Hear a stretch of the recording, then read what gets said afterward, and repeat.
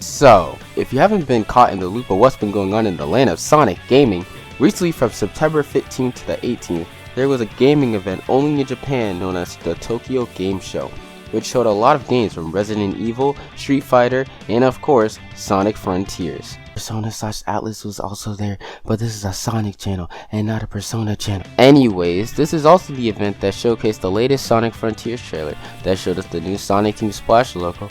God, that logo. More bosses/titans, and of course, Super Sonic being in the game, which also had interviews telling us that he isn't going to be a one-time use for bosses either, and will be a known occurrence throughout the game, which will be interesting to see.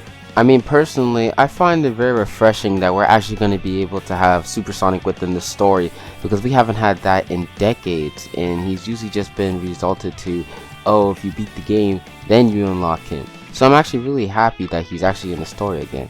But I don't know, that's just me. You guys can make your own opinions about that. Anyways, moving on. Now, just like previous game conventions like Summer Game Fest, Gamescom, TGS, and the upcoming EGX in Europe, players who attended the event were able to play a demo of Sonic Frontiers, and we were able to see more footage from the bosses to hearing the full Sky Sanctuary cyberspace track in full HD.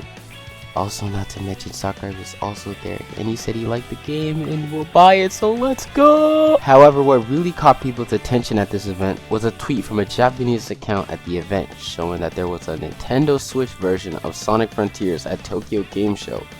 I can't speak for other people, but I know for a fact that this got me and some others that I know very interested, because now we actually get to know how well the game will run on the Nintendo Switch, and luckily we were right. Thanks to Danny from the Famicast YouTube channel, who was fortunate enough to play the Nintendo Switch version, said some pretty nice things, including the inclusion of having 60 frames per second on his playthrough.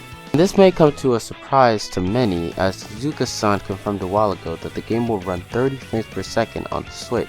We even got another tweet specifying the specs for PlayStation and the Nintendo Switch, and both the PS4 and the Nintendo Switch will be running 30 frames per second on Sonic Frontiers.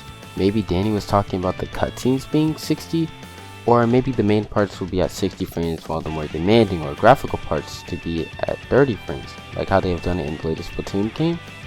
It doesn't really matter to me what frame it is. I mean, if it's not very buggy and it's playable, like some other game, I'm okay with it. Also, quick update, we got a video showing actual gameplay from a channel known as Jamalos Deluxe. Go check them out if you haven't already, and also check out the full video in the description to see a full 7-minute gameplay footage of the Nintendo Switch version of Sonic Frontiers. And it turns out it's not as trash as a lot of people said it was, and that makes me very, very happy, and makes me very proud to say that I'm going to be buying this game on the Nintendo Switch. But what do you guys think? Are you guys happy about the news regarding the Switch version of the game? You planning to buy the game on Switch or any other platform? Personally, I'm gonna buy on Switch because I don't think my computer can handle the PC version, and I like portability, and I don't mind the lowered graphics at all. But that's all from me. Make sure to like and subscribe, and I will see you all in the next video. Peace out.